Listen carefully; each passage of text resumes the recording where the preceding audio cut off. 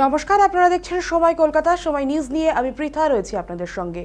এখন চোখ রাখবো বিস্তারিত খবরে। শ্লীলতাহানি তোলাবাজির অভিযোগ, গ্রেফতার রাজ্যের প্রাক্তন মন্ত্রী অরূপ বিশ্বাসের ভাই স্বরূপ বিশ্বাস। তোলাবাজির অভিযোগ 2 বছর ধরে কোনো কাজ পাননি মেকআপ আর্টিস্টরা। এই অভিযোগ এই মুহূর্তে সামনে আসছে।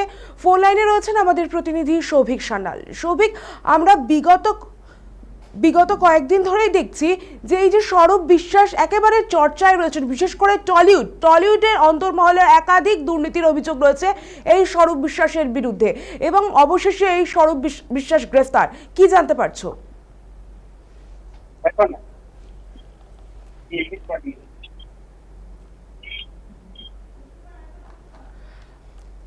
যেমনটা আমরা শুনতে পাচ্ছি যে অরূপ বিশ্বাসের ভাই স্বরূপ বিশ্বাস গ্রেফতার, এবং টলিউডের মধ্যে কিন্তু এই স্বরূপ বিশ্বাসকে নিয়ে দীর্ঘদিন ধরে আলোচনা চলছিল, তার বিরুদ্ধে একাধিক অভিযোগ ছিল। অবশেষে স্বরূপ বিশ্বাস গ্রেফতার।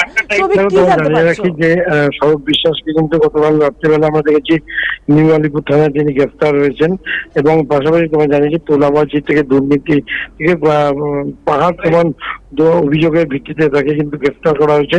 গতকালে একজনের অভিযোগের ভিত্তিতেই তাকে কিন্তু গ্রেফতার করা হয়েছে। পাশাপাশি তার বিরুদ্ধে আর্মস অ্যাক্টেও কেস হয়েছে বলেই পুলিশ সূত্রে খবর, এবং আজকে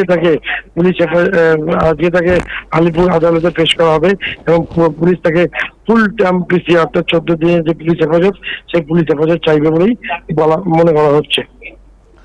ধন্যবাদ সৌভিক আমাদের সঙ্গে থাকার জন্য। যেমনটা অভিযোগ আসছে যে মেকআপ আর্টিস্টরা 2 বছর ধরে কোনো কাজ পাননি, এই অভিযোগ যেমন সামনে এসেছে, একই সাথে কাজ চাইতে গেলে টাকা দাবি করা হয়, শ্লীলতাহানি করা হয় বলেও অভিযোগ। মহিলারা অভিযোগের ভিত্তিতে বাড়ি থেকে গ্রেফতার অরূপের ভাই, মহিলাদের অভিযোগের ভিত্তিতে এই গ্রেফতারি।